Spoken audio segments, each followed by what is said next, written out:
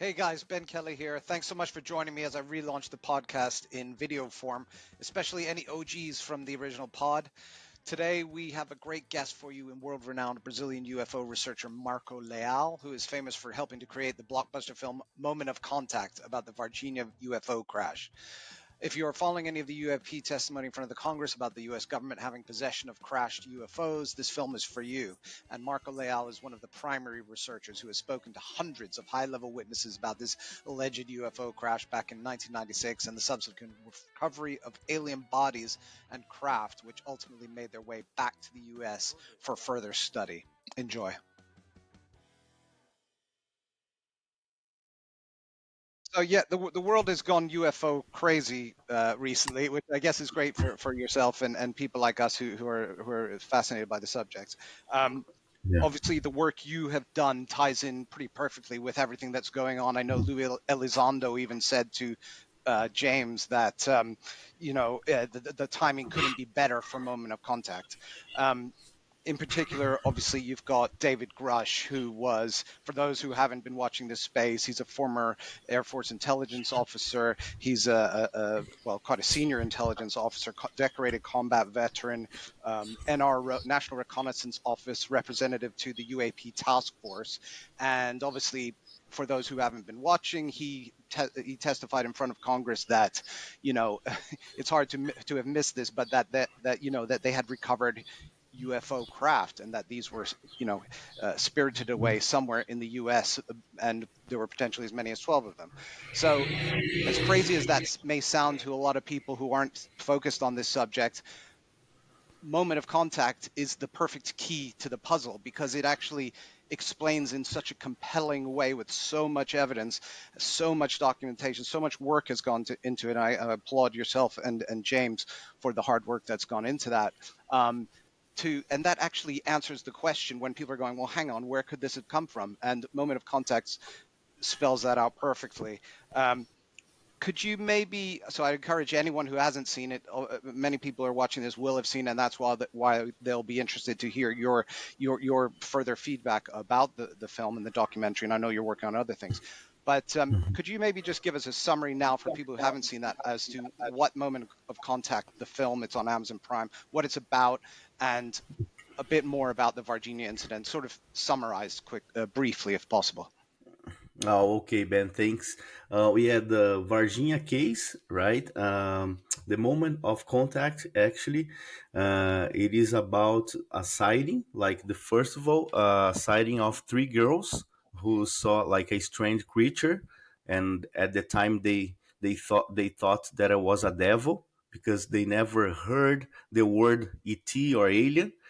And then so the like the same week of when the girl saw this strange creature, the researcher Ubirajara Rodriguez, he started to researching about this case, and he find out that he had a lot of other a lot of other people who was involved in some part of the Varginha case. So he was building a puzzle, and then he had a help of other researchers, and this is was very big in 1996 in Brazil because uh, we had a lot of witness who was telling that something happened, like in Varginha, really weird, and people from hospital, people from the military fireman station, and other civilian people around this area that we call Jardim Andere area.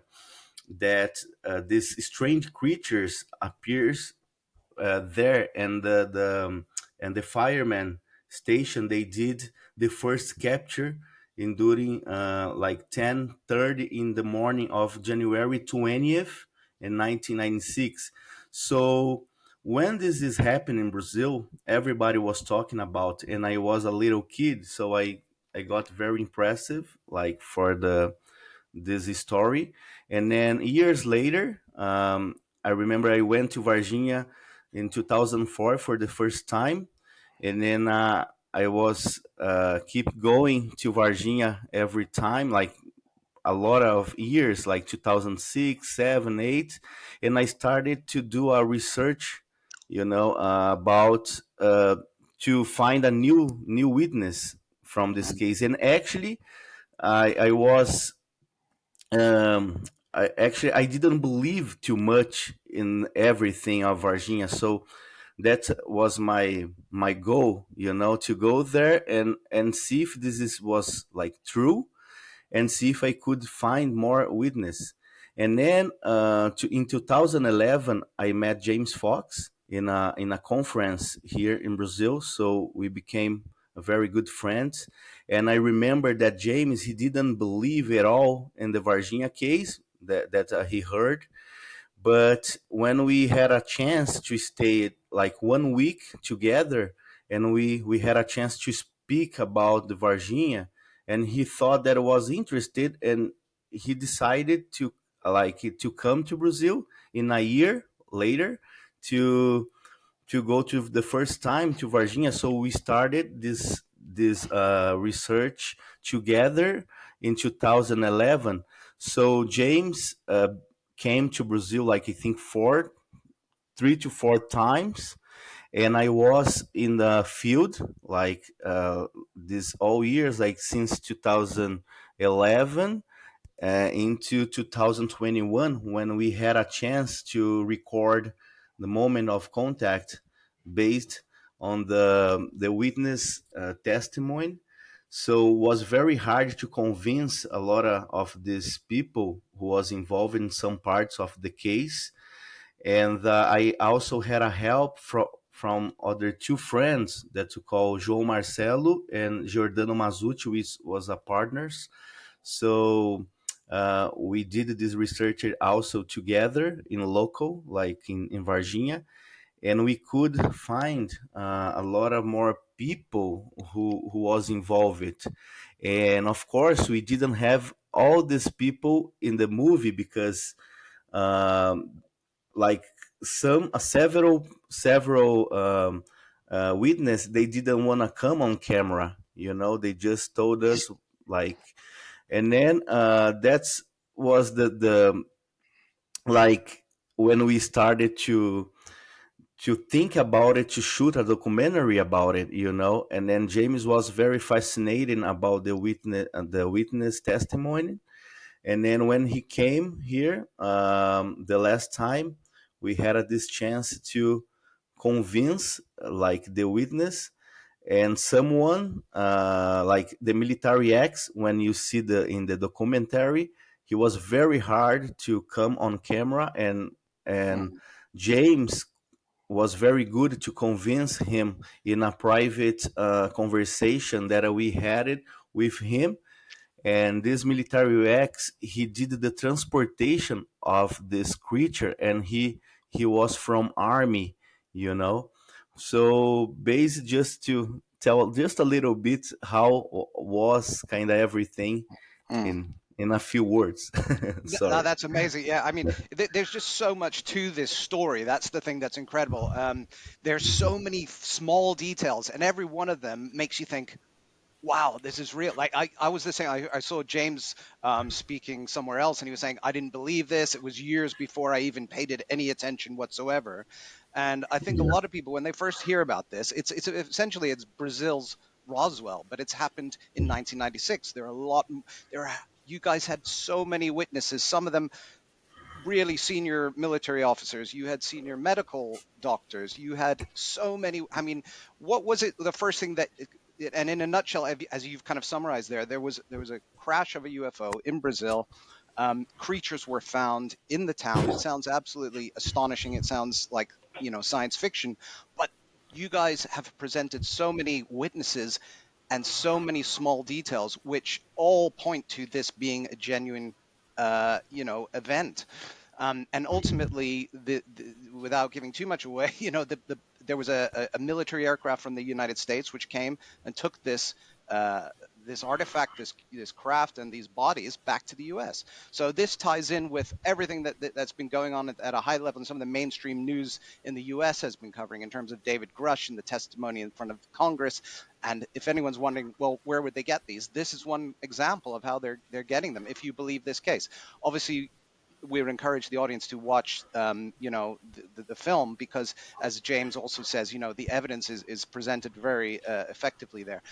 For you, what was the first thing that made you think this is a real case? I believe this, or what first convinced you?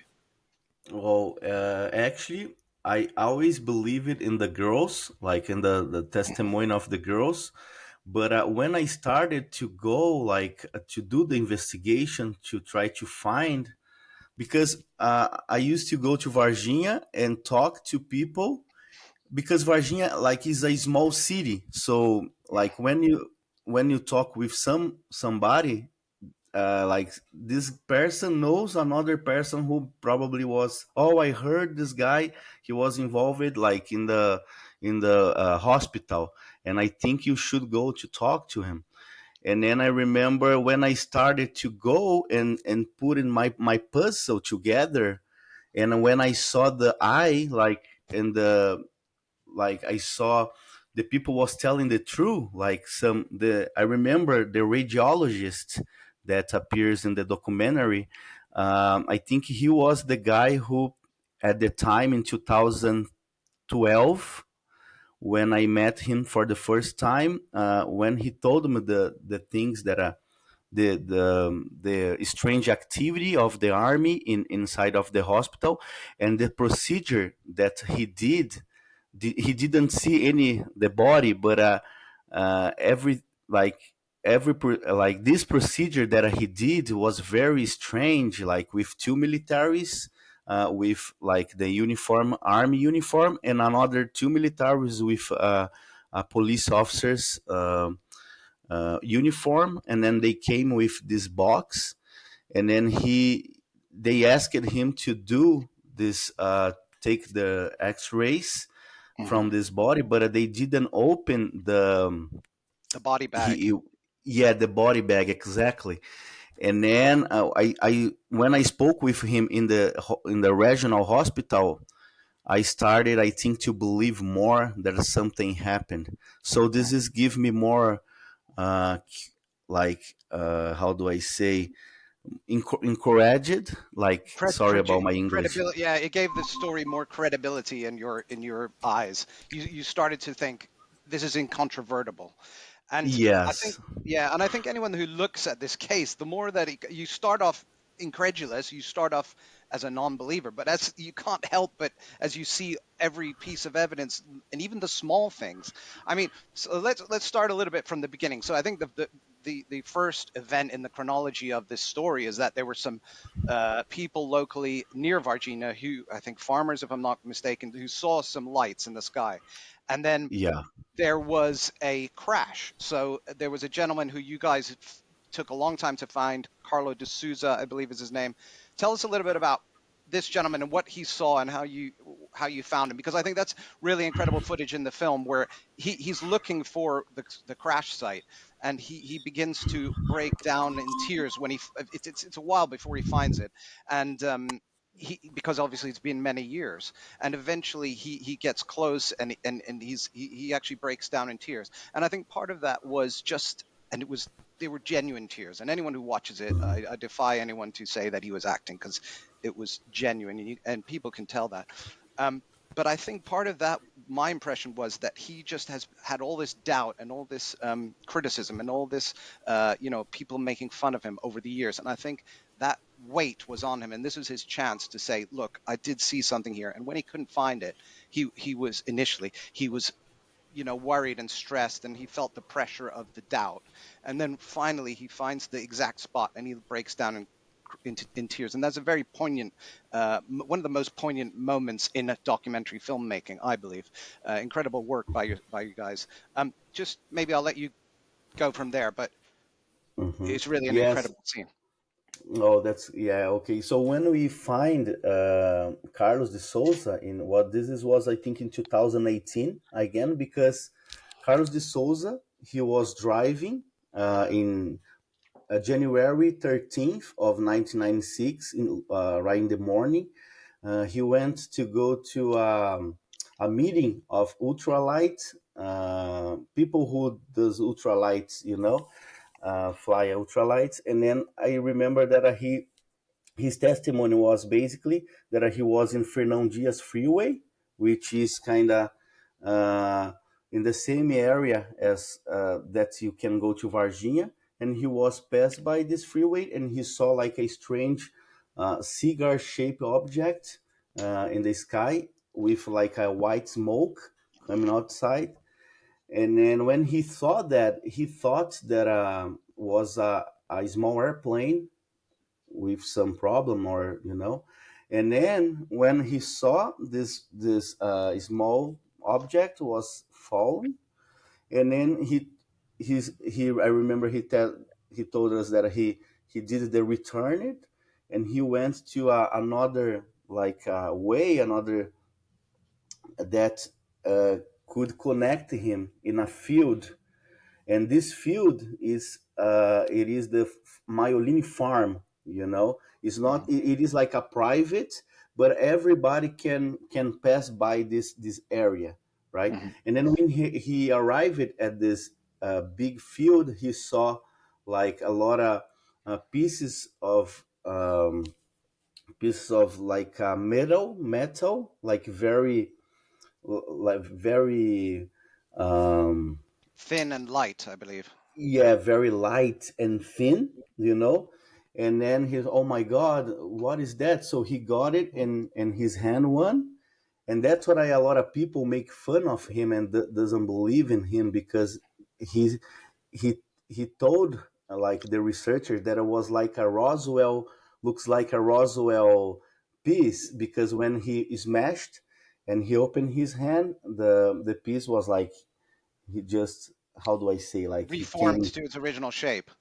Exactly. Yeah. Mm. So, and then he saw like two trucks coming the other way, like army trucks, and the militaries who was inside of the truck was jumping in the field like very um, like quickly, Aggressively, and yeah. yeah, and then getting this, start to get in this piece.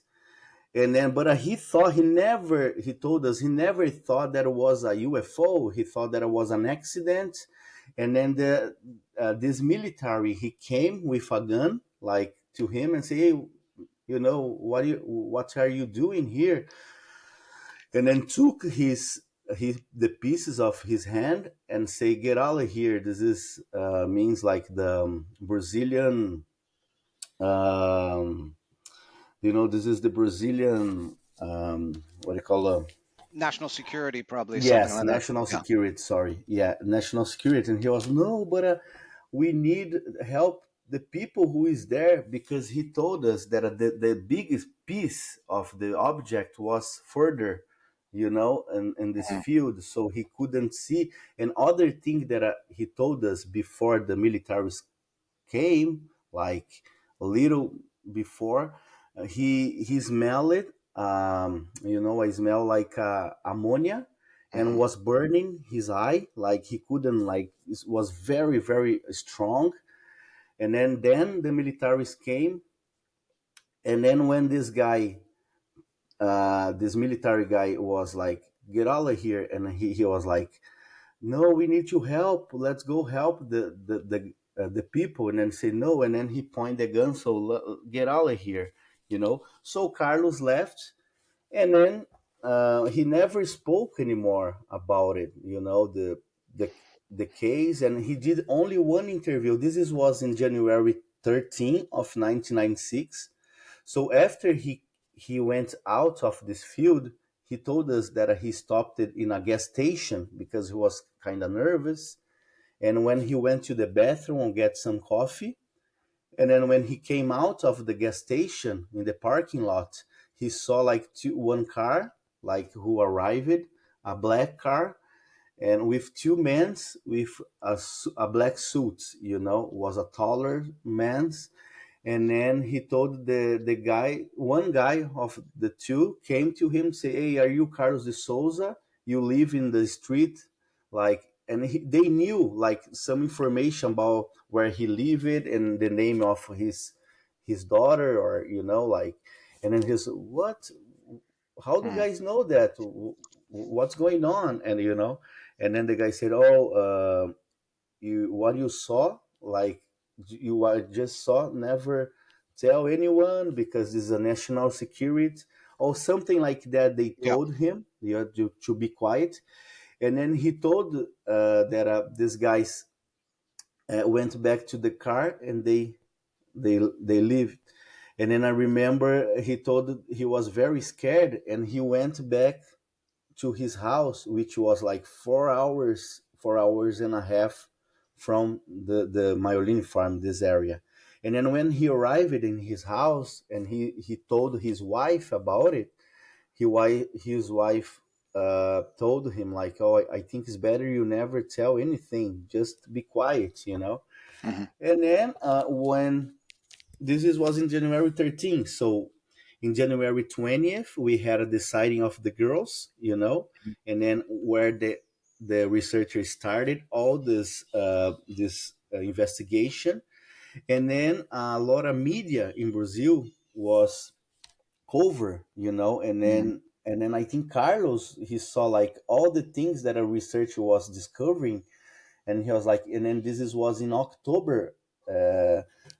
Was 10 months after he saw, in October of Hmm. 1996, he decided to call a researcher that was very famous research popular here in Brazil, Claudio Covo, which lives in São Paulo. And then he went to Claudio Covo's house and he told all this story. And Claudio Covo was very serious and he's like, this is interesting because Claudio Covo, he was the researcher also, the Varginha case, because it was like Ubirajara Rodrigues, Hmm. Vittorio Pacatini, and then Claudio Covo and Marco Petit. The four of these researchers was doing very good investigation of it. And Yeah, of these are course, four others, famous researchers in Brazil, and exactly. you're amongst them as well now. So there's five, I think. But Oh, yeah. thanks. No, this guy's was, oh my God. And then I remember that Carlos, and then Claudio Covo asked Carlos, oh, Carlos, do you think you can take us to the place that happened in Myolini farm? He said, yes, I think so. I think I can do that. And then I think Caldercovo called, yeah, Ubirajara, told everything like of Carlos' testimony, and then they drove to this field.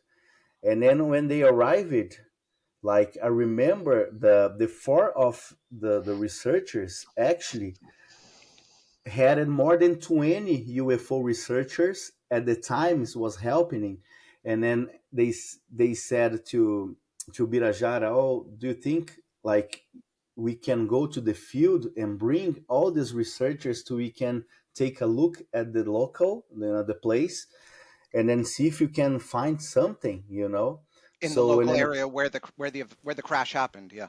Yes, but was 10 months later, right? Because he was afraid before, and then Carlos, and then I remember like more than 20 researchers went to the field and they started to do try to find pieces, and they had a metal detectors, and they were doing.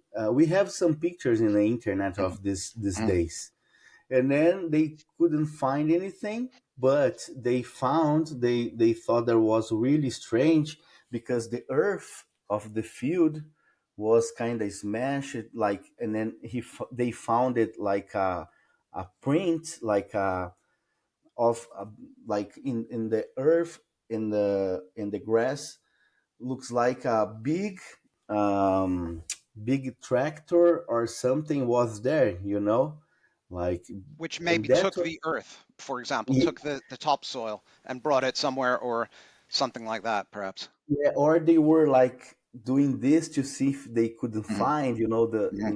probably that we do the hypothesis in Mhm. 19, like in January, maybe the militaries, we don't know. So 10 months later, the researchers found this things strange, But and then Carlos disappeared. Like he Mhm. went home and never more Mhm. spoke about it. We don't have him in any TV show telling the story. So and then when I met Well, James, and James, it's sorry to interrupt, but it's understandable yeah, to some extent because he'd been told, he'd been threatened to some extent by these two men. exactly. So, Yes. But you know, all the media was talking about the Varginha case, about the girls, the sighting of the girls, and then they was talking about the military who died, like strange that we can speak about it. And then and then Carlos, I remember when I met James, and James knew this whole story, and James told me, "Oh, Marcos, you need to find Carlos, you know." Because mhm, he's a like a very good, like very important witness. And then I said, okay, I'm gonna try. So I had friends here like John and Jordan and Paulo Pilon, who was another friend, and we started to do a researcher, look into some system, and I remember we could Paulo Pilon found like his address, mhm, and he has a small company, you know, Carlos at the time. And then we could find it, and I remember I called him and for the first time and say, hey, are you Carlos de Souza? You were involved, you were involved in the Varginha, remember, case? You gave a testimony to Claudio Cove and Birajara. And he was like, yes. So how do you how did you guys find me, you know? And I said, no, we did a research in here, and we would love to talk to you. Can we have a meeting? And he was thinking a little bit, and I said, okay, I can go have a meeting with you guys. And then I remember I went for the first time, me and Paulo, and then we had this meeting with him, and he told us the same story as he did like in like 4 years mhm. before, Hadn't changed since the story. Yeah. yeah, but he kind of actually, that's what a lot of other people doesn't believe in him, because maybe he changes a little bit of some things, but he was very like, I believe it in his Mhm, story when I was looking in his eye, you know. mhm, And then I told James, we found in him, and he was like, he did, I don't know if the first of all he didn't want too much to go on camera, but and then we spoke a lot with him, and he did an interview only with me and other friends here, you know, before James. So I remember I sent this interview to James, and James, oh my god, that's really good. And James, and then when he came, Carlos agreed to be part of the movie. But like I didn't know that he never went back to Myolini Farm since October of 1996. So he never went there. And then when you guys see the when we arrived at the farm, and he was trying to look at the place and he couldn't find, because it was very different, it was 27 years later, you know. And then he was like, oh, are you sure it was here, Marco? I said, yes, I'm so sure. But I knew the place that he appointed, you know, in 1996, but I didn't want to tell him for mhm. sure to don't, how do I You didn't want it say to influence him, and it totally it. makes sense. Yeah. Yeah, yeah, of course. So we took like hours to him like realize the place. And when you guys saw, like we were like walking all the field, every like it's a very big field, and James walked like, and we went. So I saw this little house, because always was telling, oh, I remember that it has a white house, a little white house Mm. near of this place, but I don't know if they took the house from here. But we had a house, a white house, behind some trees. We couldn't see very well, you know. And but I already saw the house, and I didn't say anything. So when he, and then I was trying to see if Carlos would remember, like, you know.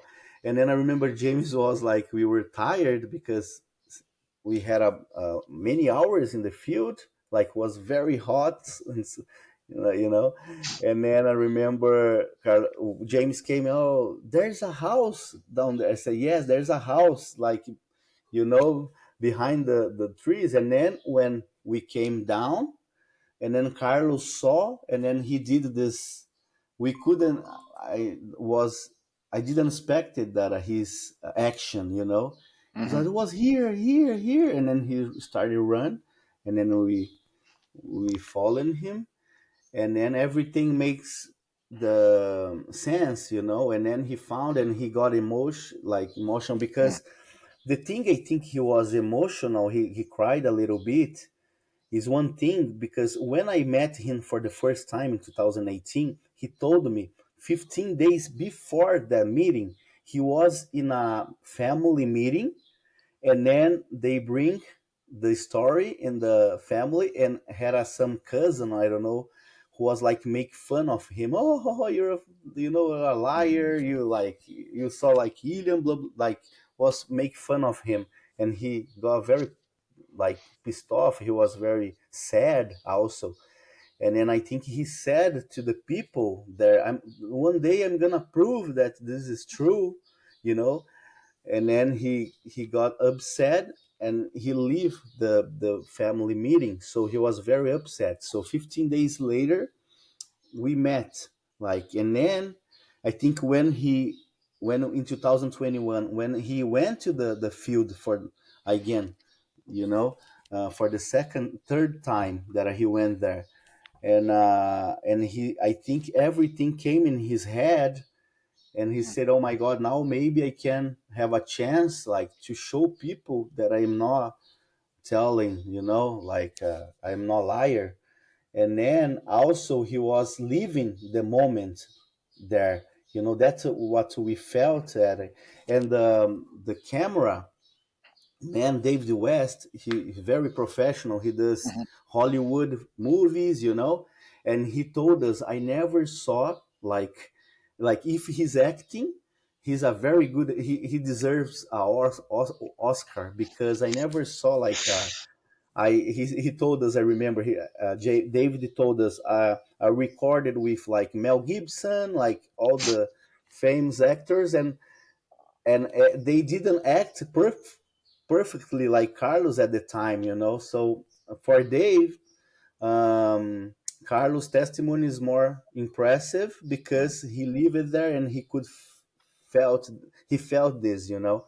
And then this was really interesting because we had a chance to go back with Carlos, and Carlos found the place, and was that. And I remember Carlos was very happy to see other witness coming, especially the military ones, who's come and talk about it, because he, I don't know if you guys seen the end of the movie. There's one part of it, the Carlos, oh James, like oof, like the half of his shoulders went, you know, because he was with us in some interviews after, that he couldn't listen and heard the testimony of some military officers about Hmm. it, you know. And then we So he was said, "Oh, sorry, sorry, go yeah, ahead." he was feeling the pressure coming off his shoulders, absolutely, and you can really feel that in the testimony. Um, and yes, I see, I know what you mean. He was there with yourselves when you were interviewing the gentleman at the one of the hospitals, I believe, when a metal box was being taken out. Um, and I think Carlos was there as well at that point. So Yes, all that was a kind perfectly. of redemption for him, I suppose. Yes, because that guy who was the military from ESA, the military base, was telling us some details of the first time, you know. And I was Um, like, oh man. and Marco, just how much time sorry, I didn't check this with you. How much time do you have today? You One, okay for time? yeah, we're 1 hour more. Okay, It's great. okay if Okay, you. fantastic. So obviously that was a very compelling introduction to the film, and it was amazingly done. The cameraman did an amazing job of capturing everything that you just spoke about, the emotion. I think there was also I read somewhere or heard that there was a NORAD tracking, or somehow somebody was tracking this, because obviously the farmers saw the craft, and then Can you maybe talk a bit more about that? Because I think there was quite a bit of witness testimony regarding this object coming in. Nice, yes. So Carlos de Souza, when he had this sighting, was January 13 of 1996. But the last night, like probably in the January 13th of 1:30 in the morning, there's two farmers that are called Eurico and Oralina. They were in the ranch, and then they heard like the cows, cows Mm-hmm. was running away, like do a strange not, noise. And Mm-hmm. then Oralina opening the window to see what's, why the cow was running. And then she told us that she saw a really strange object, like a cigar shape, or they told us after like a submarine Mm-hmm. like shape with some smoking coming out, and then when Oralina saw, she called Eurico, and Eurico came to the window, and they could see these objects very low, like flying very low for about 40 minutes. That was really incredible because 40 minutes is long time. Mm-hmm. And I remember they were telling us that I was very low, and they said, "What is that? What is this?" That's weird. So they said like a submarine shape or cigar shape looks like, and then probably actually they didn't remember the day of this sighting, Mm-hmm. so that's what the researchers was trying to connect both testimony of Carlos and the farmers, because in some book of Ubirajara they were telling that it was in January 19th, like at night, the Mm-hmm. sighting of the farmers, but Mm-hmm.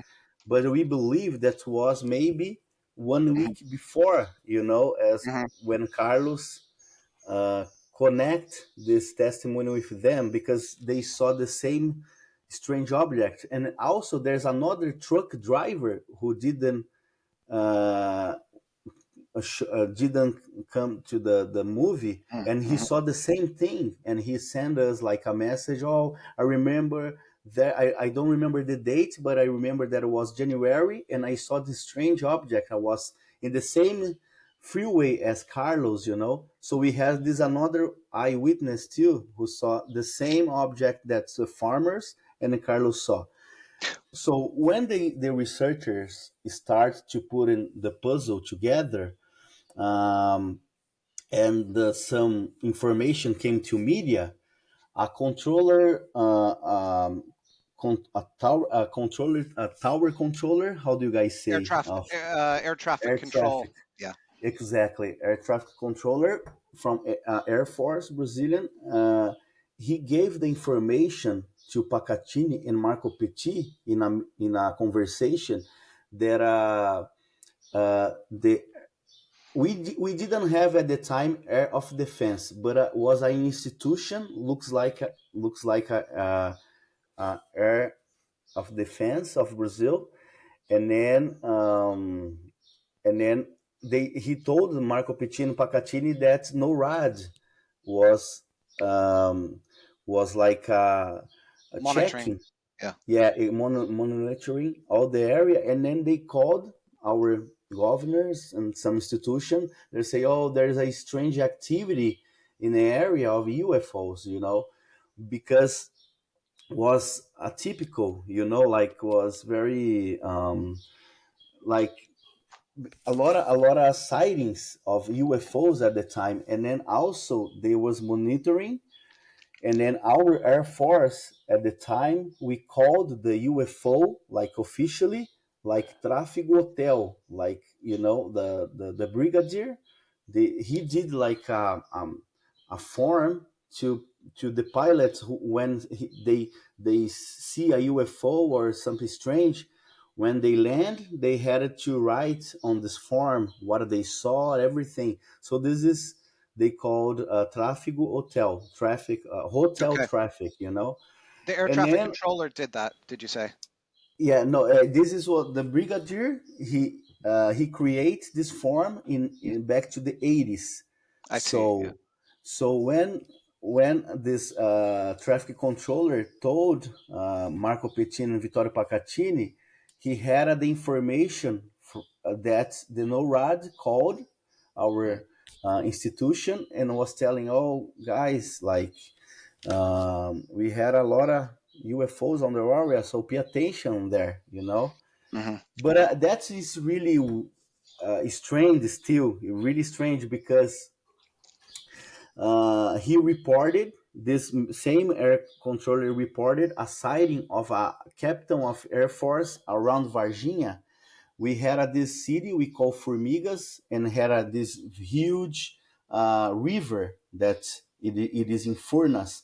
And I hmm remember the guy, the audio, he was telling that a captain called him in January. No, was in December of 1995, asking him, "Oh, can you see on the radar right there? I am seeing like a strange ball, like object.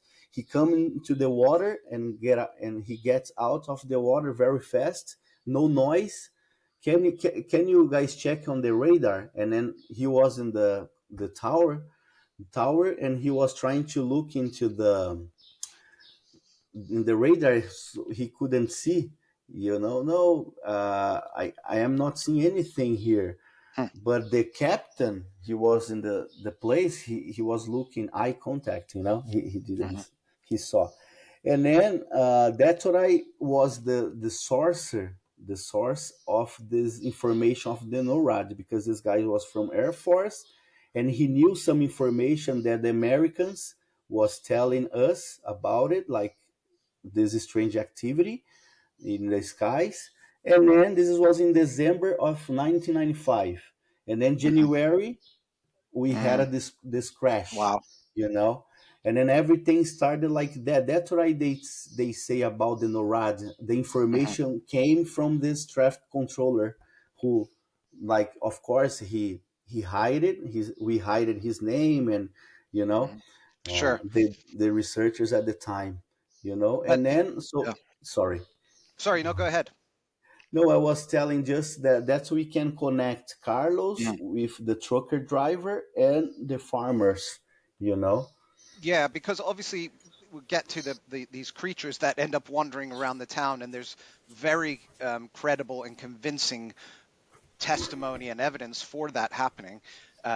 There's video apparently out there. There's photos apparently out there. We haven't got those yet, but I know you guys are working on that. But we'll get to that. But it's important to establish that there was something that crashed, and these weren't just wild animals that somehow looked like an alien. These came from somewhere. I believe the next sort of major event was that the girls saw this creature in Varginha. Is that right? Because where this crash happened was a few kilometers away. Is that right? Yes, Yeah. it is like a 30 minutes away from the place where Mm, the creatures appeared, you know? mm, So what happened in January? So this is January 13th. So we had a 1 week, you know, later in January 20th, in the morning, in January 20th in the mhm, morning, like 10 o'clock, some local people in the area of the uh, Jardim Andere, we had like a big, like a forest inside of the city, you know, mhm, especially in 1996, because it was more country place, mhm, you know, more ranches and more fields. And then they had this big, still there, big forest. So some kids and other people who live it in the houses around saw this strange creature animal, like very kind of far away in the forest. And some kids uh, got the stone, like a stone, a rock, mhm. and tried to, you know, how do I Jeez. Yeah. say, yeah, throw rocks at it at the throw the creature. Yeah. rocks on these creatures. They thought that's like a animal, strange animal. So they called to the fireman station Hmm. and told, hey, there's a really strange animal here. You guys need to come in here Hmm. to capture to see. And the boys is throwing the rocks, and then they went. Actually, at the time, the guy who was in the farm station, he got a radio hawk talk, and he's like uh, called another guy, another fireman, and this fireman was cutting some trees very near of this forest, and I say, that's okay. We are going there to see if you can find anything. So they went there, and for like the surprised, they found this creature very like weak and like was very weak, and they had a net, a net and some other things to when the firemen use to capture animals, and then they said they throw the net into Hmm. the creature, and the creature was very weak Hmm. and didn't do the creature didn't do anything, and then was very easy. So they put in the net and then took this creature, put in a box, and they closed the box, and then they called the captain of the fireman station, and the captain came, Captain Maciel captain. He came with another guy, military, and then the other guys reported, oh, we saw this, we just captured a really strange animal, I don't know, like very weird. So I Did think they have the the ammonia smell? Sorry to interrupt. Did they also have the ammonia smell? Because I know that was, actually, yeah. to be honest with you, in this testimony, we don't have Hmm. any testimony of they smell it at the time, only because they took and they put in the box. So we had this testimony. It is from a fireman who Hmm. recorded an audio telling this story to Vittorio Pacatini in February 16th of 1996. All right, Hmm. in the city of Three Horts, who is very. This fireman used to live in Three Horts, but he worked in Varginha, Hmm. So this guy, this military was with Maciel Captain, and they drove to the place. So he told on the audio that when he arrived at the place, he didn't see the creature anything. He just saw like the box, and Hmm. he could heard like a strange noise coming from the box, like a bee, like bzz, Hmm. bzz, bzz, Wow. bzz, like a bee. That's what he was telling. And then the other, he told us, I think one of these firemen who captured, I think was four of them who did the capture and put in the box, was very shocked, Mm. like this by. So the army truck came. I think, I don't know if they called or they already knew about it, something, because the army truck was seen by the local people in the area, like doing, Hmm. and the truck stopped it, and then the fireman gave this box to the truck, to the army militaries, and then they put it in the truck, and then they went in the morning of January 20th. They went back to the military base as in Three Horts. So was the first creature that was captured by the firemen, and then they took to the military base. And the same day, uh, in 3:30 in the afternoon, the three girls, they went to help a lady, like Hmm. to because the lady, she was doing Hmm. a move, and they went to work, and then when they came back to this work was 3:30, they went walk she was walking in this field, and then they saw this strange creature, like was like this, like, and was his head was uh, in the all way, like it was like this, and then Liliane was a little further, was very like near and said, "Oh, girls, look at that!" And then when she said, "Look at that," the creature turned the head, you Wow. know, and then and then the girls couldn't see. Oh my god! And then Uh, the two girls, the sisters, Lilian and Valkyrie, started running, and Katya, and they told us that the girls had a plastic bags in the hands, like and then Katya was looking to the eye of the creature, and then Valkyria and Lilian saw that she was there, like stopped it, and then they came again, grabbed her like hand and push like mhm. her like to say let's Pulled her go, away. Yeah. and then they start running. So Katya told us when Mm, she looked at the creature's eyes, it looks like the creature was like, "I'm suffering, help me," or something like mm. that, you know. So But she had that feeling. She had that empathy with the. She was that thought of as just the look on its face, or was that sort of more a sort of some sort of communication? I think was more. She told us was more when she had was any communications more because the expression of the Hmm. face was very like very like scared and Hmm. weak and help me, Yeah. and but we don't know. Some people believes was a communication, Hmm. but she doesn't know. She said nothing came to my head. I just Hmm. felt because I look into the face, Hmm. and then they running. And Katya told us when she was running down, Hmm. she thought in her head that the creature was running, uh, Behind following her. them Yeah. behind her, exactly.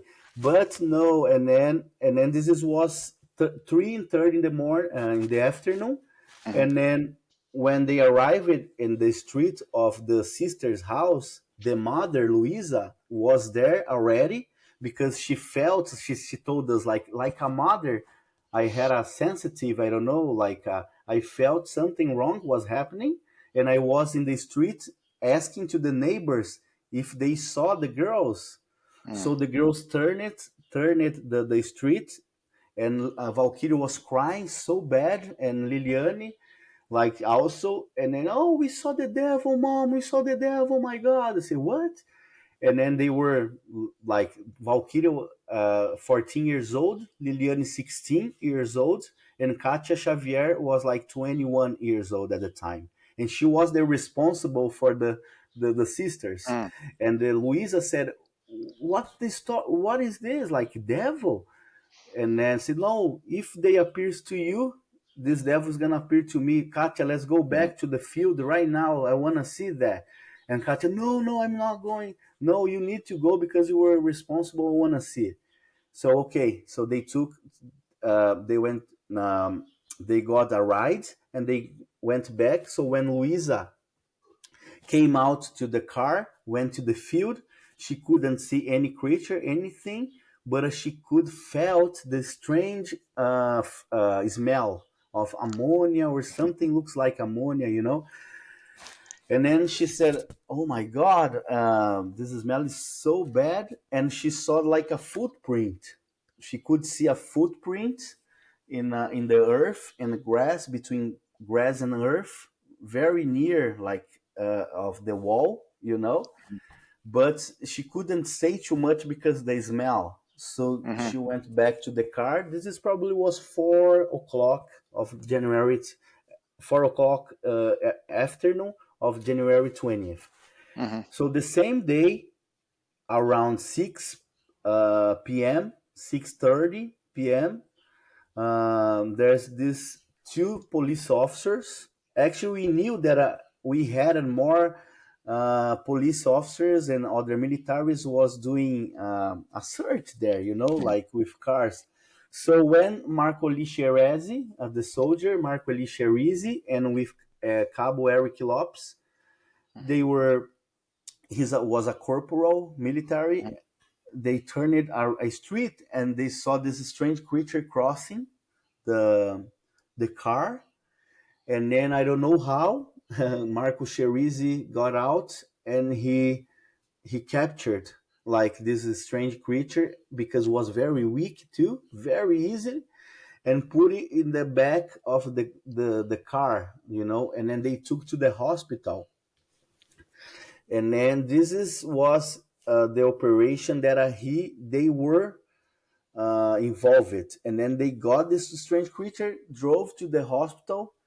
Actually, they first of all they took this creature to a small, how do I say, a small office of doctor, small. Like a medical center, maybe something like that. Perfect, Yeah. exactly. Because Eric Lopez, he was a friend of the doctor who was working at this small medical center, and then he went inside and called this doctor, said, "Hey, can you come in here? I want to show you something." And then when the doctor came out, they showed the creature. Said, "Oh my God, no! What the hell is that? Please take from here.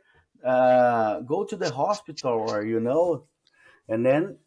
And then I think in that time, a little bit after, they had a call or something to take this creature to the hospital, the regional hospital. And then they drove this creature there, um and the creature stayed there, so he lived. And I remember Marta, who was the sister of Marco Cherizzi, told us that that night Marco Cherizzi went home, and he was very wet because probably when he captured the creature was running so bad in the Varginha, in Varginha, Mm. very strong rain, rain, Rainfall. you Yeah. know, yeah. And then okay, so he was very nervous, like Marta said, like he changed very fast his clothes because it was very wet, and he got out again to the house, and she doesn't know what he went to do. So 27 days later of this capture, actually 3 weeks after, he started to feel sick, and then he went to Mm. the hospital, and the doctor uh, did like the right procedure, gave him antibiotics in vein, which was faster, so he got worse, and he died like 27 days later. So we can see all the details, kind of the details that the doctor Cesario told for James on the documentary, Mm. because he felt that was very weird situation, and he never saw the situation because Marco Elixerezi, he looks like when he went for the first time in the hospital, like feeling sick, they thought that it was like a, I don't know how do you say in English, like pneumonia, Oh, like when you, pneumonia. Pneumonia. yeah, Yeah. exactly, like Okay. in his head. So they gave the antibiotics for that, and Mm. he told us like in 99% of these cases, when we give these antibiotics, uh, they get better, but they did only him got worse, Mm. and then he died. So we were Wow. like Mm. very, so this is was that happened, but Marta and the family of the Marco Cherizzi, they didn't know yet that he was involved at the case, but they already heard that the militaries did a capture of a strange devil or something at the street. And I think uh, like maybe 3 days before Marco gets sick, Marta told us that because Marco, he had two works. He was a police officer, and the other time he was a taxi driver.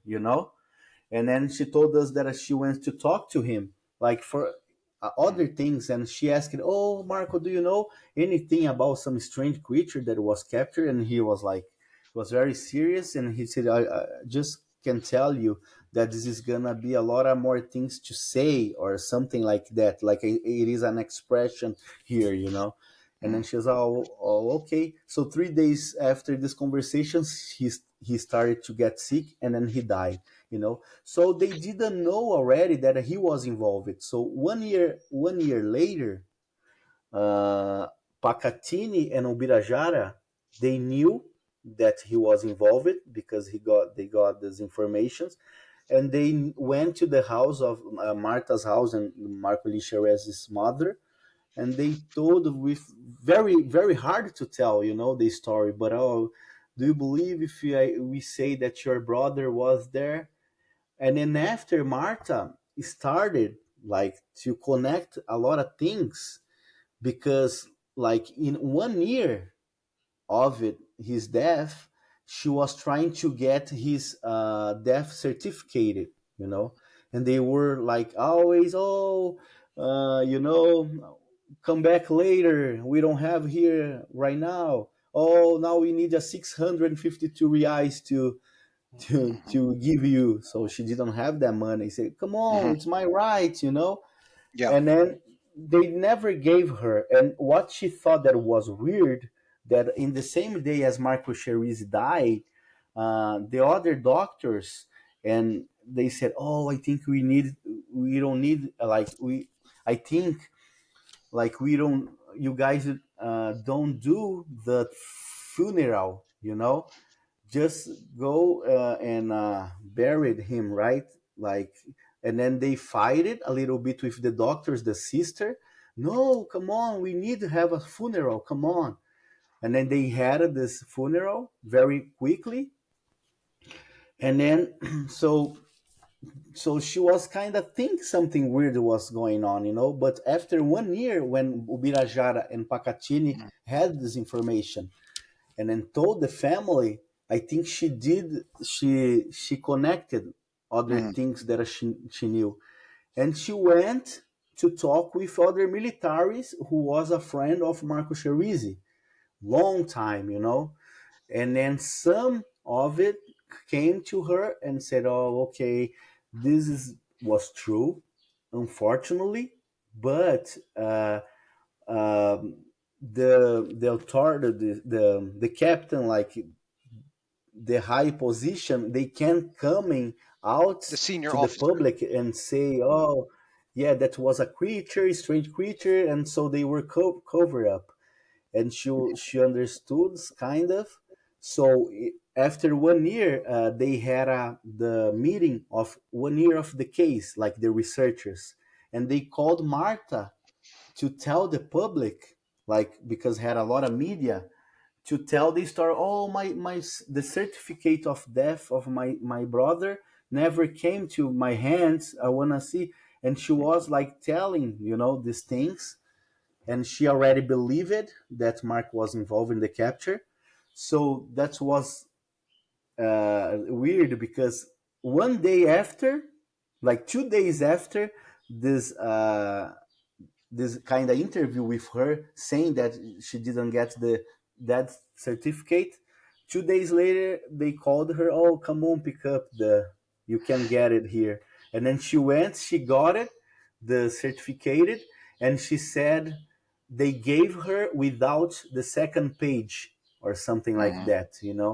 And then they were saying that there was he had a normal death. He was a normal cause of death. And then, but after, she always was very upset about it, and she went to try to talk with his partner, Marco Cabo Eric Lopes Corporal, This was and the they gentleman who was in the car on the evening when he captured the creature in the road in the rain.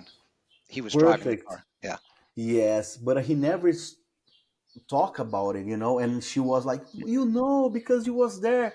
They were trying to fight a little bit, and she said that Pacatini Ubirajara was there too, and he started to smoke one cigarette, like nervous, was sweating a little bit. No, I don't know anything. I don't know anything. And she left the place, uh, and then and then was really weird, because he never came out like and say anything to even to the family, so the family would love to have his information. And then remember when James Fox met Martha for the first time, she was claiming of that, to James, and James, oh my God, we need to find this Eric Lopes, we need to see, because the family is trying and he never gets the information, you know. So the first of all, this was in 2013 when James met Martha for the first time, and then in 2000 when he came for the last time to shoot the documentary, we had a a look, like, because we went to interview the mayor of Varginha, and then after the interview, James was like asking, "Oh, can you guys help us to find Eric Lopes? Do you know anybody?" And the mayor told us, "Oh, I think I'm gonna connect you guys with Romulo."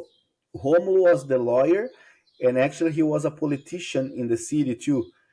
And it's crazy because I already knew him. Like, I spoke with him like probably 4 years ago, that at that time. And then, oh, I said, I think I know Romulo. I said, yeah, his father was a sergeant at the time. Now he's a sergeant, but at the time he was a corporal police officer. I said, okay, so can you connect us? And then I remember we spoke with Romulo, and Romulo agreed to, and his father, like, they said he knew Eric Lopes, and they knew where Eric Lopes lived, where was his house. And James was like, oh, can you guys take me there, us there?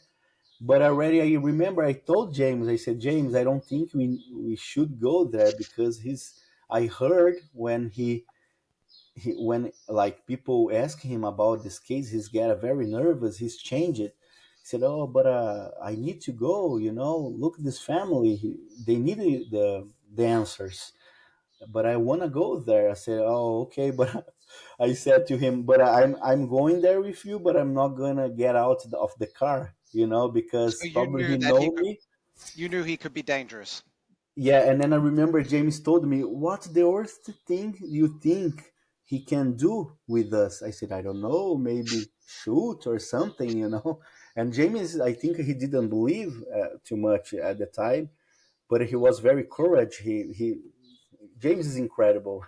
And then he's like, and then he went there, and then we see on the movie everything Mm. was so real there, you know.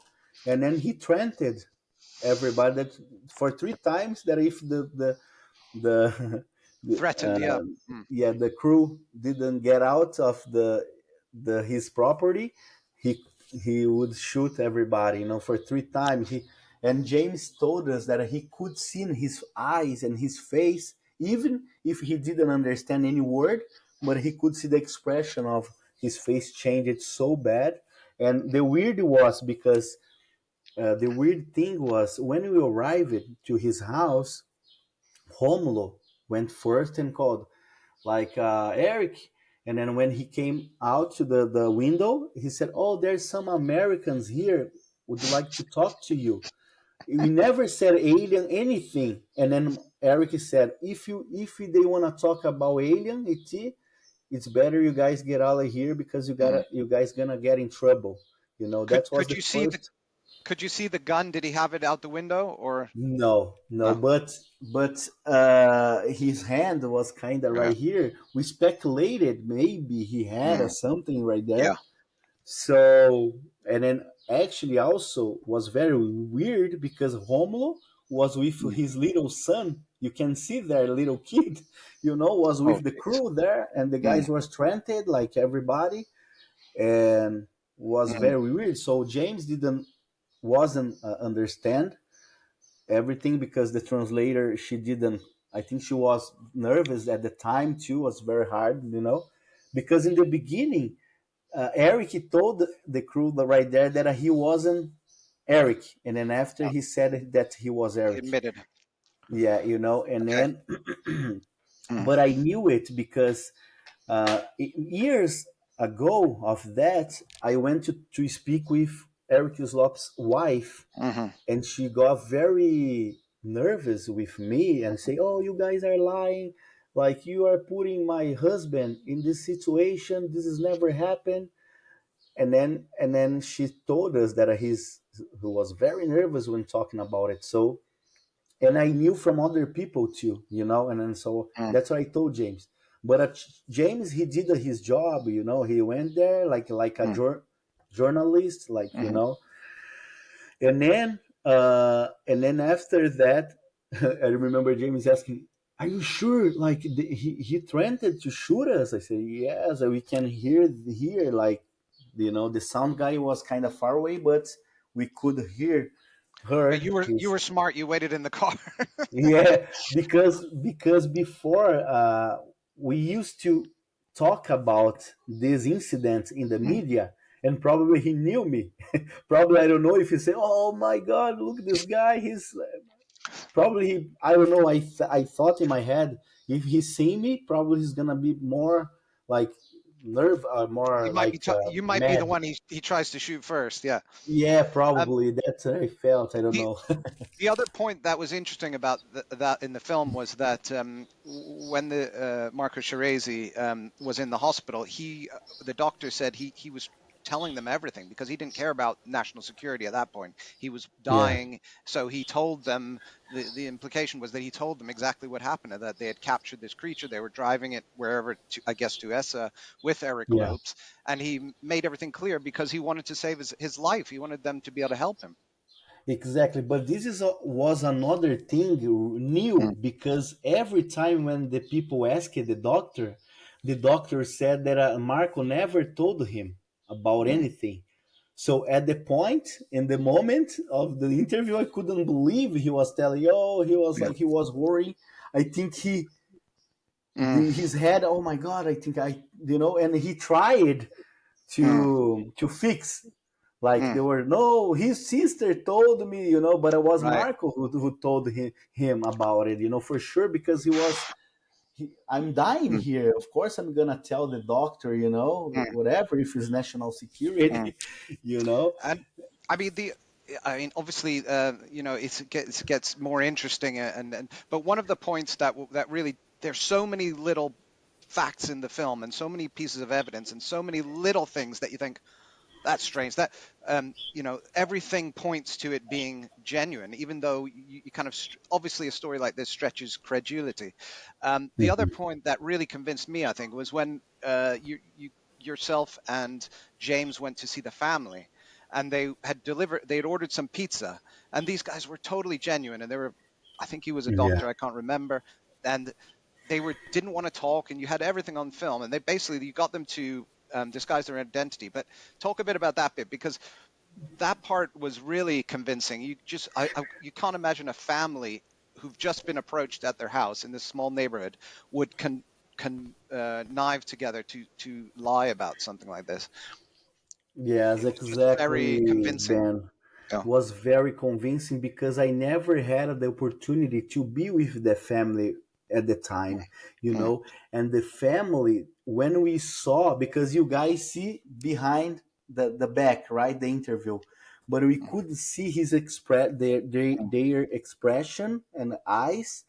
mm, For me, was one of the best interview, more mhm, convincing, because one of because the family, the first of all, the family didn't want to appear on the documentary when we arrived at the place, when I spoke with him, because like uh, Varginha is a small city, so I rented the house to stay from other doctors, had a nice house to rent for the crew. mhm, So when I was talking with the doctor, who is the owner of this house, he he knows a lot of things about it, but he cannot say. And he's a doctor in the regional hospital, in Humanitas Hospital. mhm.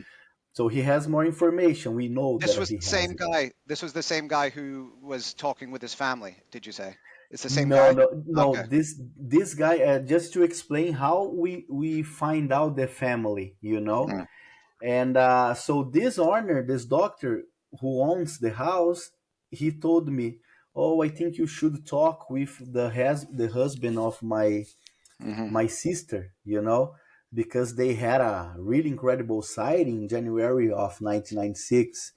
And then he gave me his phone number. So I called him, and then he told me I was like, oh, that's incredible, like, testimony.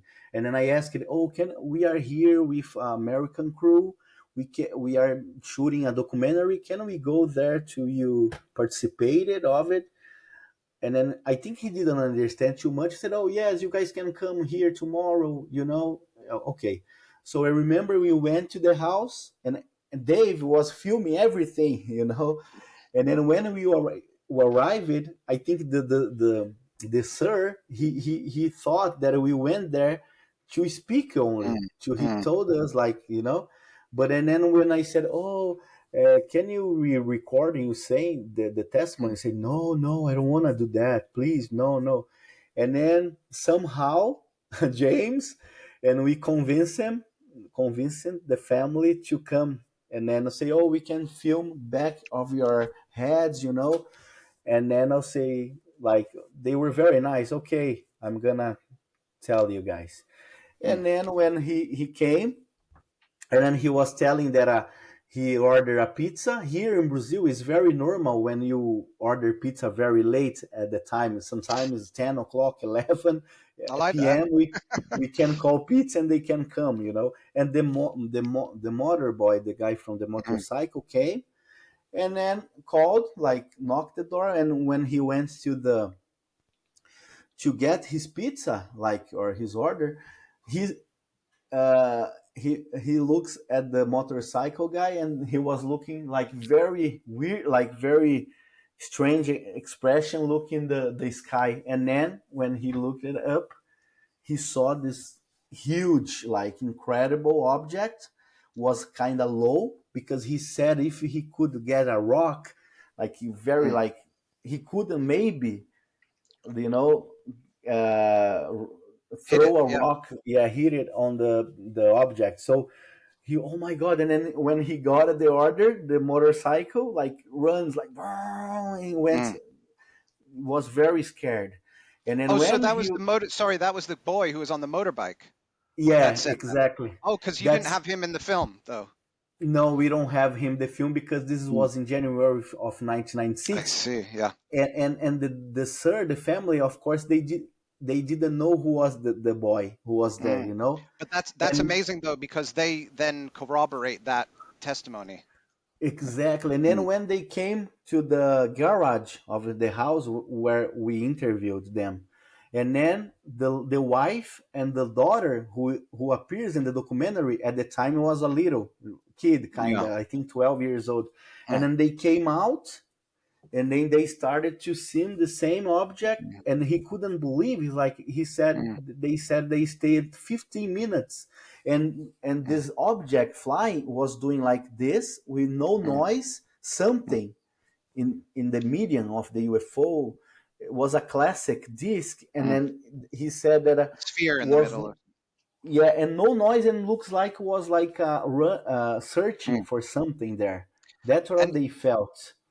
yeah, and I think it's important to make the point that all these events happened within, like, I think 200 meters or something. So it's all in one very Exactly. small neighborhood.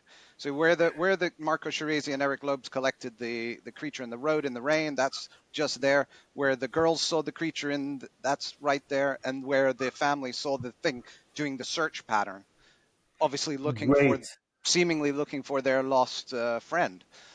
So Yeah, it's pretty it incredible, isn't it? was, the house is only two streets, 2 blocks up, where, Mm, which is very near mm, of the girl sightings, yeah. and where as you did, Mm, mm, like, as you say, like, yeah. the military's capture was very near. And then I think for me the most impressive was because we told them sometimes to stop, like, the interview, Mm, because they were so exciting telling the stories, mm, and the three of them was talking together, so we mm, couldn't hear, say, "Oh, mm, please come down, can you," and then, you could see.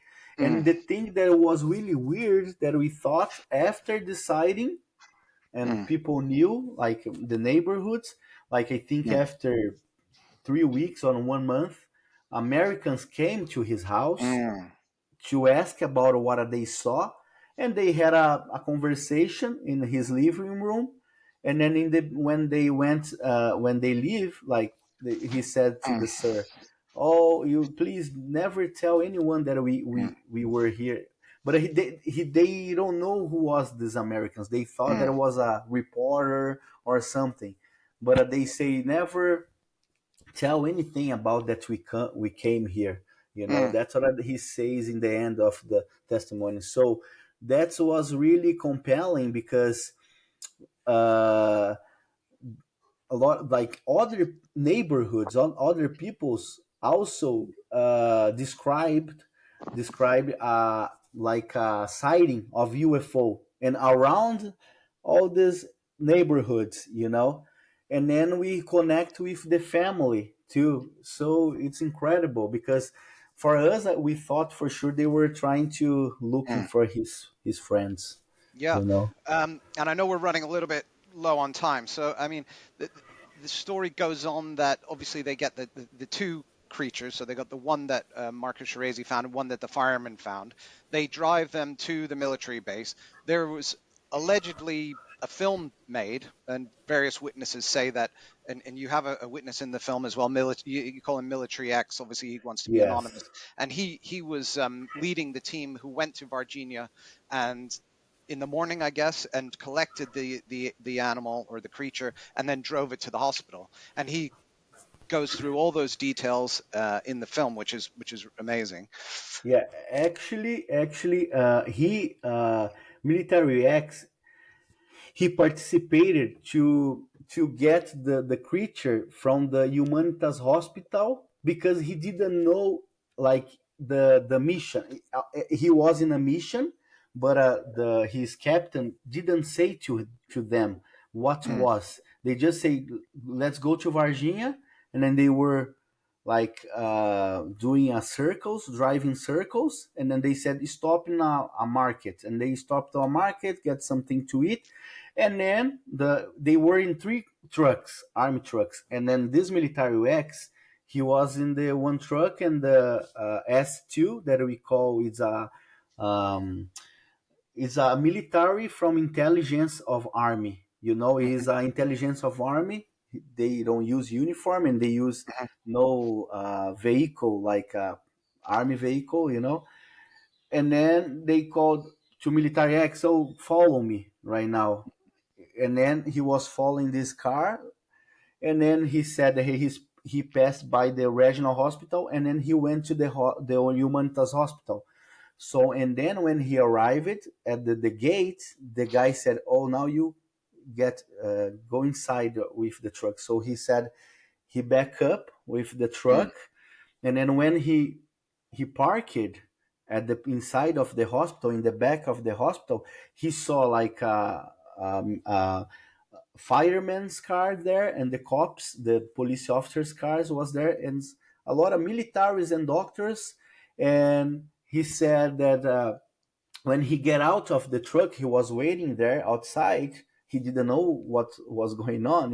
mm, And then he saw a captain of the firemen came mm, out of a door with the hand in the mouth, like mm. like this, and he was like, "What the hell is going on in here?" And then he So he again, had the a day. ammonia. It's probably a shock by what he's been witnessing, and also the ammonia potentially. Yes. Mm, And then he felt curious and he said, what the hell is that? So he had the uniform, and then he walked into this room, and then where he saw, he told us that he saw his captain, Ramirez captain, Tiberio, who had a camera here. He wasn't mm, filmed, but it was here one camera, and the other the Olympio Vanderlei. So the three leaders, mm, the base mm, the army base leaders, and then he saw like they were all looking to a box, and the doctors with like masks and everything, gloves, and they were like writing down something, looking. And when he looked at like kind of not too far away, but a kind of far away to the box, and he could see by the knee into the foot that mm, was a brown skin with like some oil, like va- something oil in the mm. veins, was like a standard veins, Bulging out. Yeah. yeah, pointing out, like, and I was like, what the hell is that? And in his mind at the time, and he saw the foot like Mm-hmm. a V, you know.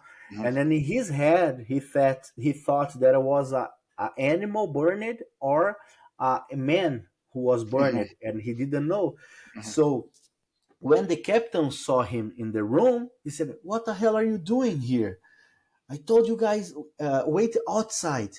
And then he went outside, waited, and then probably they closed the box and put the box in his truck, and then he had to follow these other intelligence officers to the military base. And then he said when he arrived in Three Horts, they closed it one street because to him go like faster, to get Mm-hmm. inside of the army base.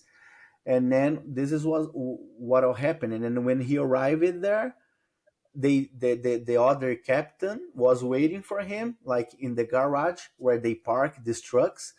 And then they say to him, "Oh, you can, like, you park, please park right here the truck, and then you can touch the wall, like with the back, you can touch the Mm-hmm. wall." He was like, "Weird, okay." And then when he get out, he told Olympio Vanderlei, the colonel, he's calling you in his office.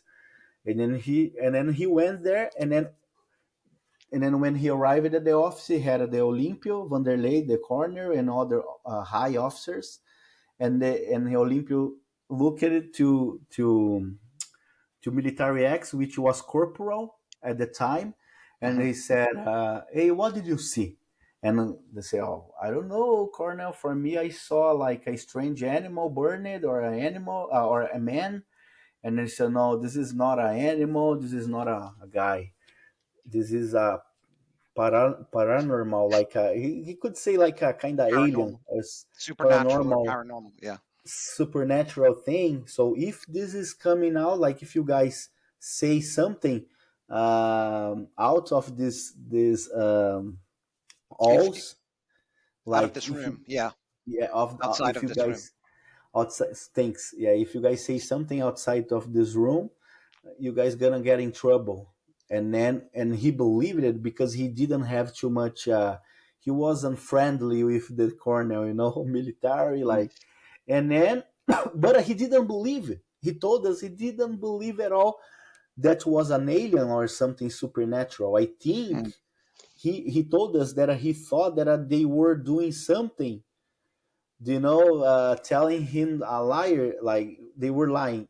But after like 3 months, he saw on the news, uh, like all the girl sighting, everything was coming out on the media. But he told us too that was really weird because when he came back to this mission, the next days they said they changed the schedule of these militaries who was together in the mission, and they couldn't see each other. Oh, and Mm-hmm. the other thing that I forgot to say you, so he Mm-hmm. went out to the room when the colonel told him, and then Mm-hmm. the other captain told him, "Oh, now tomorrow you need to be here 4 in the morning because you guys gonna drive to Campinas." And Mm-hmm. then I say, "Okay." And then he went, and then they drove this box to the other army base in Campinas. When he arrived the place, he said that there was a activity, a strange, unusual Mm-hmm. activity of militaries in the parking lot.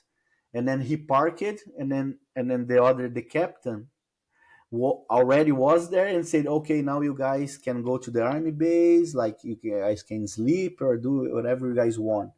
And then they asked him, "But and about the trucks?" I said, "Don't worry about it, don't worry about it." And then probably for sure they got these trucks, and they drove the truck to the university where they had the hospital, very good, ones of the best science doctors, and they work for the government here.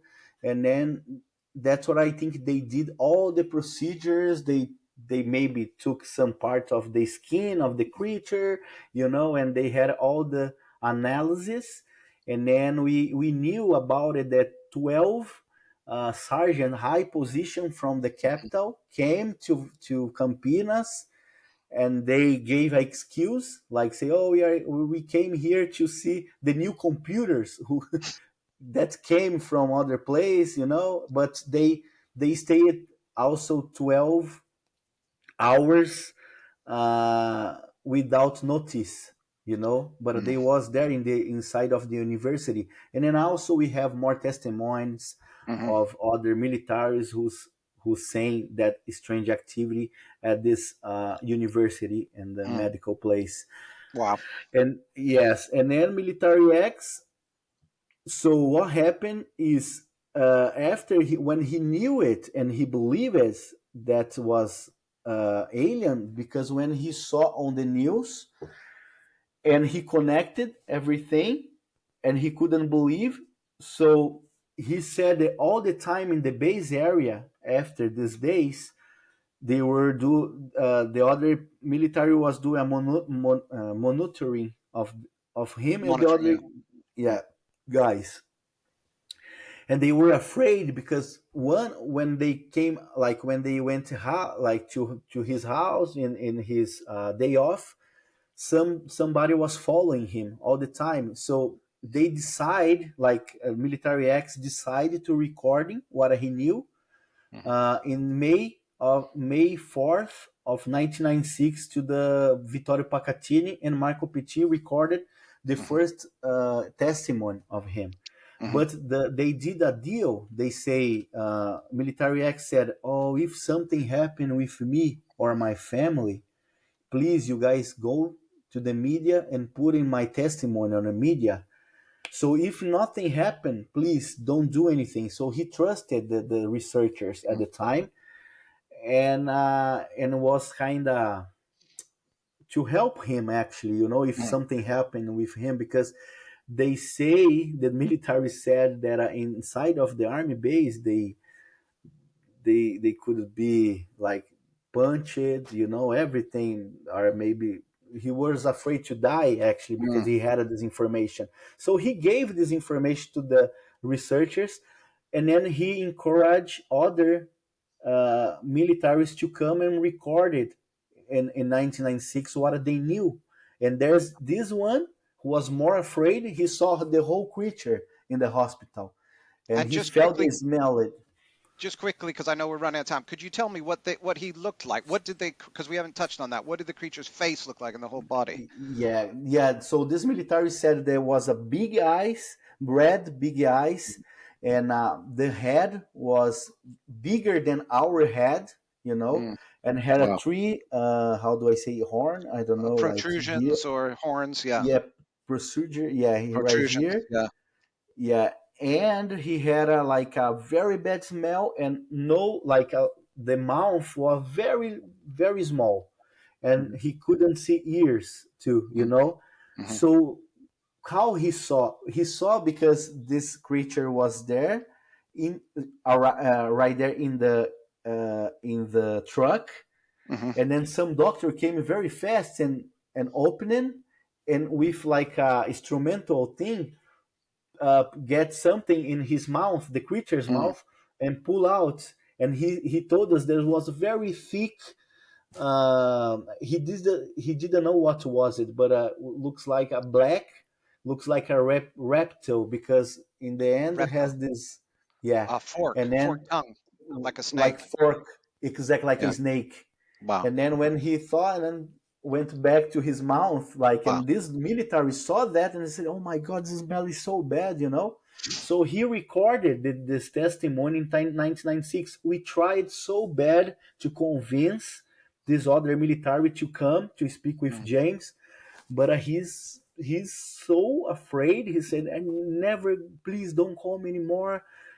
Today he's a police officer. Okay. He get out of the army. He's a police officer today. Say, please don't talk, uh, don't come to Mm. talk to me Mm. anymore, please. Yeah. And then military X, because we became a friend after the whole these years, we couldn't find, because we knew about his testimony of 1996. We could watch his testimony, we had a chance.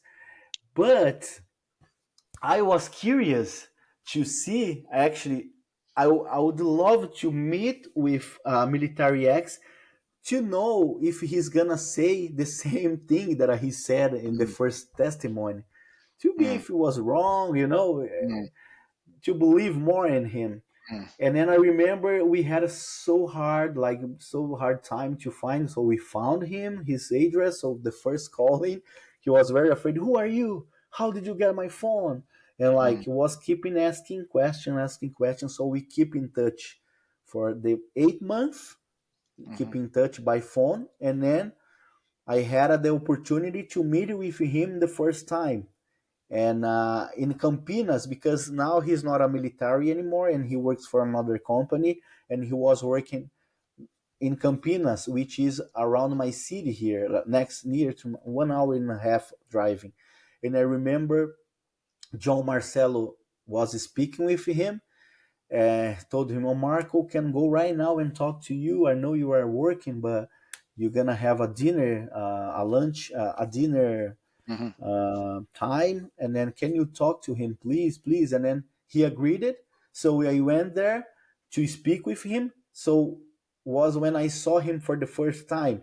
And then I remember when I arrived at the place, he was with other friends, and he came to my car, like in the window, and say, "Hey, you parked right there, like under to this tree right there." And I say, "Okay." And then I was night, and then I went there, and then he came and he said, "Okay, get all your phone, electronics, get it inside of the car, nothing here." Okay. So I put it, and when I turned the lights off of my car, was so dark that I couldn't mhm, see his face, and we spoke for like 1 hour. So actually, but he never told me all the details, what mhm, he did, what he said in the testimony of 1996. But he actually, in this 1 hour of conversation, he was more asking me questions, who I was, and why I was interested about this story, and a lot of questions. And he never gave me details of the case. He just confirmed that it happened, but mm, I already told him, "Oh, I watched your testimony from 1996 is mm, incredible. Can you tell me?" And he said, "No, no, no, maybe one day." And then I remember I went. He was very nice with me, and then 2 months later, 10 months after the first talk, by phone. He agreed to meet with me and John, and then we went to a bakery, like in another city, and then we spoke for about 2 hours. But he didn't tell us the details. He told us more things, but I know all the details that I would like to see. And then I told him, "Oh, probably James Fox is gonna come. We are doing a very serious documentary about this fact, and then we would love you need to be part of it. We don't gonna show you like just your testimony." And I said, "No, man, no, no. Even if you offer money, nothing." Like mm, I was like, "Okay." So we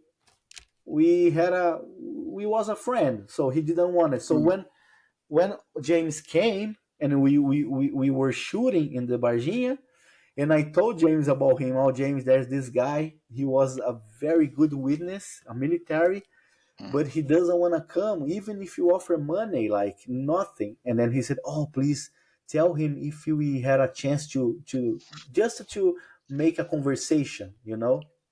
mm, And then like I convinced him to meet with me, only me and James, and then we mm, drove 3 hours and a half to the city that he was. mm, And then when we arrived at the place, he was with another guy who was his friend, and me again. And he, "Oh, how are you?" Shaking hands, and he say, "Okay, let's go to this card. Let's go to the another place now." And then he took us to another place, and then we went to other place, and then we started and then we spoke for two counter hours. surveillance, I guess. Yes, Counter exactly. surveillance. Yeah. Yes. And then James was incredible because James, he convinced with his stories and like His his past enthusiasm and on the everything. Yeah. UFO subject, and he convinced, I think, military X to come. But a military X in the end of the conversation said, "Oh, okay, I like you, James, I like you, but I don't know yet if I'm gonna do. I'm gonna think about it. Okay, okay, Mm, okay. Thanks so much." And then we went back to Varginha, and then we started to shooting other the other days. And then I remember James was always like, "Call him, see if he's agreed, please, right now. If because we don't like if you don't do this week, we never gonna do anymore because he's gonna think too much and maybe the intelligence will know or something." And then was incredible because he didn't want it so bad. I say, please, please, we are in the car right now. We are about to drive to there. Please give mm, me. This is gonna change the story. You need to do. And oh man, I don't know. I'm nervous. I'm nervous. Where are we gonna do this interview? I don't wanna anybody see me. I said, don't worry about it. We're gonna try to find a hotel mm. room, and then we can do in a hotel. Don't worry about it. So I don't know, man. And then I told him we are in the car driving to there. He said, oh, and then he said, oh, okay, okay. So Well done. that's what when you guys see in the movie everything Amazing. what No, happened. that was great that you managed to get. And I know James gives you a lot of credit in the film for finding all these people. And I know there's so many that didn't come forward, and so many that you must have fascinating stories from who don't want to be on record. Um, just before, like, just the last thing, I think it's important to also just talk quickly about the American presence at the end, because the just tell a bit about that if you wouldn't mind, just to wrap up. Like, this aircraft came, and Yeah, if you could tell us about the story, how the Americans allegedly took the yeah, craft away and the bodies, yeah. I suppose. Yeah, that was really incredible because in 2021, actually, when Jamie was here, was the last days, and we saw a live, internet live of controller officers who was talking about UFOs, and they were all Air Force controllers, Mhm, and then the guy, Ferris, Marcus Ferris, was telling, oh, now it's been like 26 years now, I think I can say. I was working in the tower, and then I saw this strange airplane coming into the radar. So I went to see the form because when the other countries come to Brazil, they needed to fill a form mm, to the security defense, and then today come to our airspace, so he didn't have the authorization.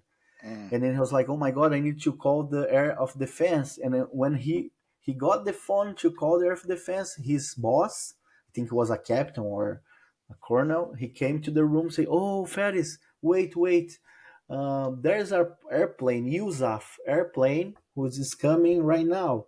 Can and you when you check say for me? USAF, sorry to interrupt, but when USAF. you say US USAF, you mean United States Air Force, USAF. Perfect. The airplane who was coming, they were already in our airspace in Brazil. And then he told this other controller tower, oh, don't worry about it. I call to the air of defense, just check for me on the radar where this airplane gonna land. So tell me everything, you just check for me. And they say, okay, boss, all right. And he was checking. And then the first of all, he had the information that the airplane they supposed to land in Guarulhos, São Paulo, in the airport. So 1 hour before the land, or 40 minutes before, they said they would land. They needed to land in Campinas, and then they landed in Campinas. He was checking this controller officer. They landed, and he thought really weird because 30 minutes after this U.S. Force airplane landed in Campinas, 30 minutes later, the Brazilian Air Force called and asked the permission to land two helicopters of the Air Force. And then they landed, and they knew that these controller towers, they knew that the militaries from Air Force gave a ride on these two helicopters to the Americans who was in the Air Force airplane, and then they flew to they didn't say to where they gonna flew at the time. They say they just flew for a place that we don't know. So after that, everything that we knew that was Varginha Hmm. airport. And Hmm. then so they went there, they grabbed something, put in the like in some metal box inside of their helicopters, and then they flew back to the Campinas. Hmm. And the Americans got this metal box, put it in the Air Force airplane, and then they Wow. flew to United States. So this was really incredible because we didn't have. I tried so bad to interview Ferris, but I think he didn't mind like that. His testimony in 2021 was big, like, and then we were trying to, hey, please, can you tell us one more time on camera? Say no, no, please, I don't want to be part of it. You can talk with Manuel Fernandez, who was with me, like he worked with me, and he can tell you the story. So it is a little part on where the movie, when you guys see the other controller tower saying Mm, about this airplane, Air Force, American Air Force airplane who landed, and they took something and incredible. took to Varginha, and the military acts. Just to say, in the end, when I was with James in the hotel room, and military acts started to give us the testimony, was perfect, almost the same as he did in 27 years later. So for me, and my heart, I say, oh my God, now I Mm, believe for real this is mm. happening. And then these Americans, they the military X also confirmed that they came to Campinas in March 1st, and they signed a document that is a cooperation of Brazilian government and American government. And they were saying that they came to Campinas, to the university, to choose some scientists to come to America to do like to work together. And then In like like as astronauts or as in the yes, space program, I think. Yeah. in the space program. And then uh, after some years later, we had our first astronaut, the unique Brazilian astronaut who went to the space with NASA, like So with the Americans. maybe there was some quid pro quo because I think, is it correct that the U.S. Did a political visit shortly after as well? I think I read Yeah. somewhere that Warren Christopher came to Brazil shortly after Yes, this. Yeah. this is was March 1st of 1996 when they came, and they signed it. All this, we have this form, and I I think James see. Yeah. showing the extras. And then it was incredible because he was the director of NASA at the Mm, time who came here. And then we mm. had our first astronaut. So a lot of people believe hypothesis, of course, hypothesis that our Marcus Pontes astronaut went to space because this, Quid pro quo, because like you do this for us, yeah, but you got to give something in return. And exactly. then just finally, Marco, if you have time, Yeah. like I know that there was this video. You guys are looking for this video because, as you mentioned, the chap in the hospital had the video over his shoulder. What's the status update on that situation? Have you been able to find anything on that? Yes, no, actually, oh my God! After moment of contact, we saw that other people, like other doctors, I think encourage other doctors coming and speak more a little bit about it. So this last doctor, he on camera for me and my partner John, he said, oh, I saw the video, I was there in the hospital. So it was the Mm, first time where one doctor, like he's a surgery, very respectable mm. doctor in Amazing. Varginha, and he said that this video exists, and his friend Dr. Shoot in the hospital very quickly, like, and he had the opportunity to see the footage. And what was in the And footage? What was it the footage of? footage, he said that the creature was laid down in a metal box, like Mercury, or I don't know, like a but it morgue. Yeah. was alive Ah, already yes. because he saw it was alive, and he had a blanket like right here in the Hmm. uh, like right here, like he Midsection. just Yeah. in the movie he just could see like they were doing a procedure, some procedure in the creature, and he saw the fingers like three fingers or he like this was moving, you Mm, know, and very thin, like skinny, very mm. skinny creature, kind of no too big, like was there. But we know the doctor knows more and more. I think, I believe sometime that he was there too in the off in the room, but he didn't want to tell that it was him that I was there, see. So you he know. wouldn't admit that he was there as well. So his way of telling the story is to say, "I saw the video," but he was actually Exactly. there. Yeah, but I actually the video exists because we find out like 4 months before I met this doctor. I we find out about what that one doctor shoot a video, and then we could discover it, which doctor was. And unfortunately, this doctor already died in 2018 with a heart attack, you know.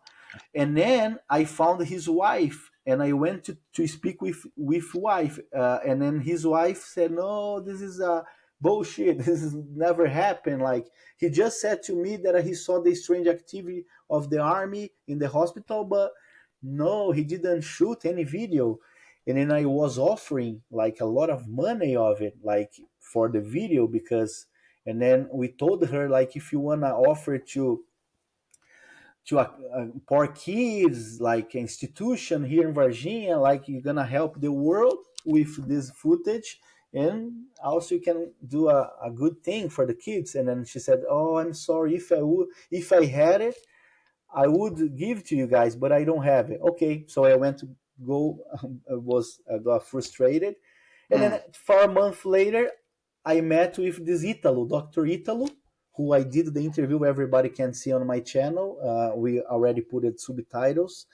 That he told us like that he friend shoot, and he friend was the husband of this lady who I mm, was talking to, you know. So he was confirmed, and he told us the mm, details, more details on the interview.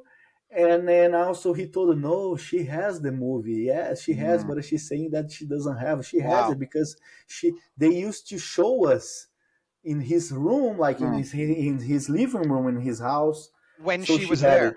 when she Yeah, was there as well. and she knew already. And the other doctor, Italo wasn't the only doctor who saw the video. There's another doctor who Mm, saw also the video, but he doesn't want to come out to do an interview. He I see. just confirmed that ladies know and she had it. So okay, so with James Fox, like doing a video calls, we convinced the doctor Italo to speak with her again to to show us the video, you know. So I went there, and it was very, how do I say, because they were like the doctor and the wife, the Italo, they were all friends, long time Mm, friends, you mm. know. But we are So it was putting awkward, them maybe. against, you know, when you It was put them awkward. Yeah. yeah. And then it was kind of weird, like, oh, okay, so no, okay, I have something here, maybe you guys can check. It's his hard drive.